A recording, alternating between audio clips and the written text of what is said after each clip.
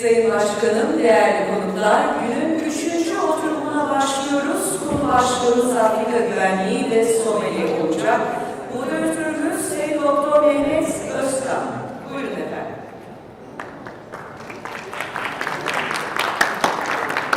İspanya'daki Sevilla Üniversitesi'nden Uluslararası İlişkiler alanında doktorasını alan Özkan, 2010'da Hindistan Yeni Delhi'de bulunan Institute for Defense and Security Analysis adlı araştırma merkezinde ve 2011 yılında Mısır'daki Kahire Üniversitesi'nde misafir araştırmacı olarak bulundu. Halen SETA Dış Politika Araştırmacısı ve UTSAM Koordinatörlüğü görevini yürütmektedir.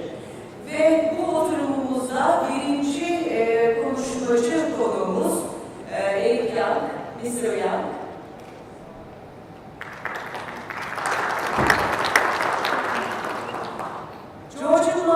Araştırma Merkezi Ulusal Güvenlik Çalışmaları uzmanı olan Young, Afrika güvenliği, terörizm, terörle mücadele ve sivil asker ilişkileri üzerine çalışmalar yürütmektedir.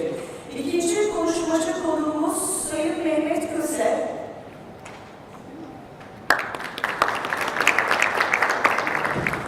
Başbakanlık Yurtdışı Türkler ve Akraba Topluluklar Başkanlığı'nda başkan yardımcılığı yapmaktadır. İstanbul Üniversitesi Siyasal Bilgiler Fakültesi mezunu olan Köse, akademik hayatını Polis Akademisi Güvenlik Bilimleri Enstitüsü'nde doktora çalışmalarıyla devam ettirmektedir. Ve son konuşmacı konuğumuz Sayın Mary Harper.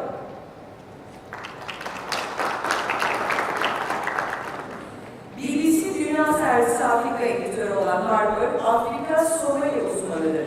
1990'dan bu yana bölge haberleri yapan Harper'ın Somali'yi yanlış anlamak başlıklı bir de kitabı vardır. Sayın Özkan, söz sizin. Teşekkür ediyorum. Öncelikle hepiniz hoş geldiniz. Bugün aslında hem Türkiye için hem de birçok ülke için önemli bir konuyu konuşacağız. Yani aslında Afrika güvenliği meselesi 90'lar sonrasında çok önem kazanıyor. Türkiye Birleşik çeşitli başlık operasyonlarıyla beraber. Fakat Türkiye'nin gündemine biraz daha Afrika 2005'ten sonra gibi girdi ama 2011 yılında Türkiye'nin Somali'ye yönelik faaliyetleri ve politikasından sonra bu tabii Türkiye için ayrı bir boyut kazandı. Çünkü malum olduğu üzere Somali 90'dan beri istikrarsız olduğu bir ülke. Dolayısıyla yani bu panelde biraz hem Türkiye açısından Somali ve Afrika hem de genel Afrika için yani Afrika'nın güvenlik gelişmeleri yerinde bir panel yapacağız. Önce T.Young'la başlamak istiyorum. Kendisi sanırım biraz Afrika'daki radikal hareketlerden bahsedecek. Daha sonra Mehmet Özkan Bey kendisi Türkiye'nin Afrika politikasının, özellikle Somali politikasının detaylarından bahsedecek. Mary Harper ise kendisi zaten yani önde gelen hem gazeteci hem de Somali uzmanlarından Somali bölgeyi değerlendirecek. İsterseniz T.Young bizlere bir kez takip ediyor.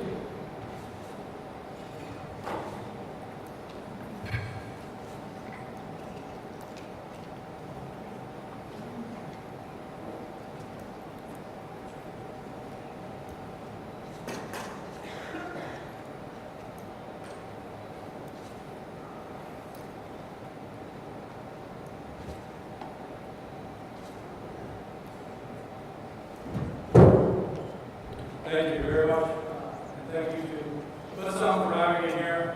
Another wonderful conference. This is my second time. Great to be back.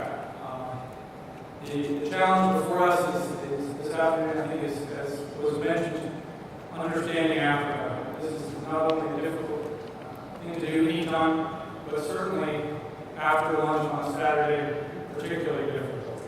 So we'll do our best. Do my best to entertain you a little bit.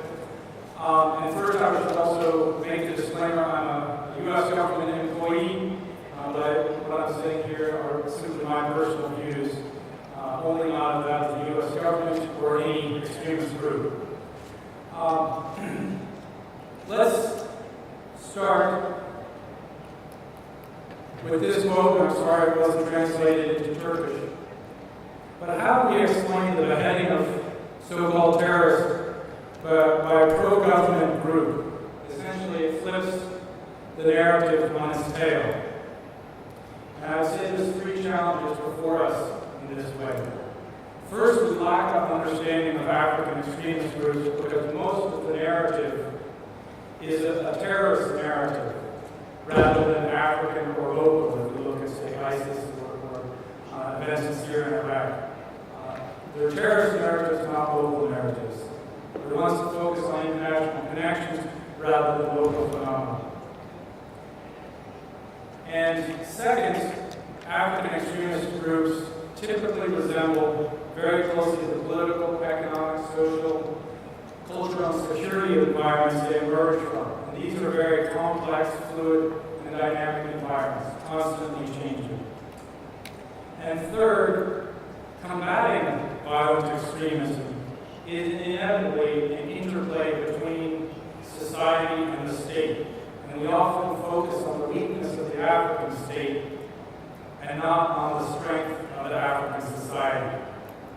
And I'm going to try to do my best to compare two very incomparable different groups, Al-Shabaab and Boko Haram in Nigeria, Al-Shabaab in Somalia. However, we have other panelists who are going to talk at length on that, so I'll be brief in my description of Al-Shabaab. You probably know it better than I. But I'll look a little bit more into Boko Haram, and that's where this quote comes from. And it's an interesting quote, and I'll get back into it, talking about how the speaker from the civilian joint terrorism force is trying to show the people that these extremists, Boko Haram, are human, not beasts. So here's a very typical U.S. government attempt to put everything on one slide. But I think a few things stand out. Is that the first couple columns there are usually sort of the general way we look at extremist groups, sort of the basis of analysis. And we see some similarities showing up in these blue circles. The objectives of the group, the area of operations generally localized, maybe international, but just within the neighborhood. There are numerous divisions in the group, and this is where things become a little more interesting. How do we explain these divisions? Some of it is a result of the motivations. We've talked about root causes and motivations, and these are different in both cases, certainly. But things get a little more interesting in these final three columns. And we particularly look at the final two, where the sophistication of the tactics of the group, the organizational complexity of these organizations becomes clear or less clear. Oh, sorry.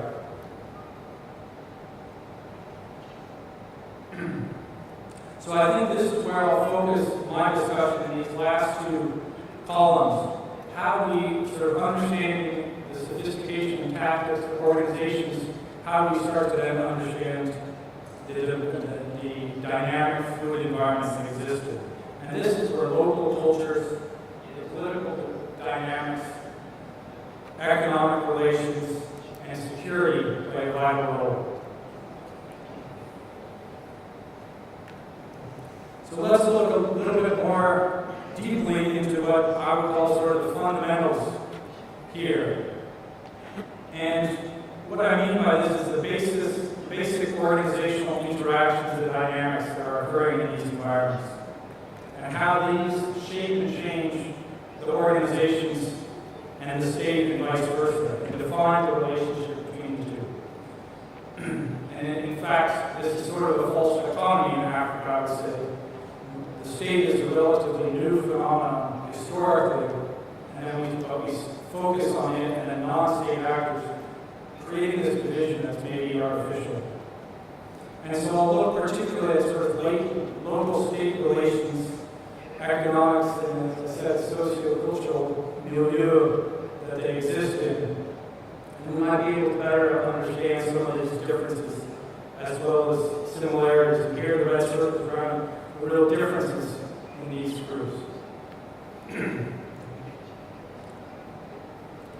I'll take each group separately and then in sort of these four different areas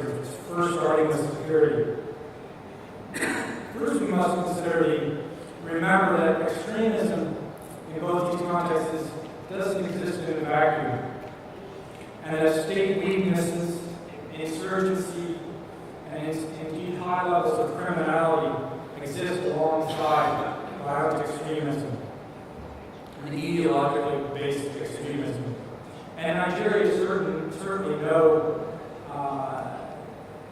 is no exception here, where criminality and indeed state predation are rampant. As one recent study concluded, the upward trend in violence suggests that the more security forces have intervened, the worse the crisis has become. And this graph represents this, where you have, in different colors, the violence perpetrated by different actors. Again, Boko Haram violence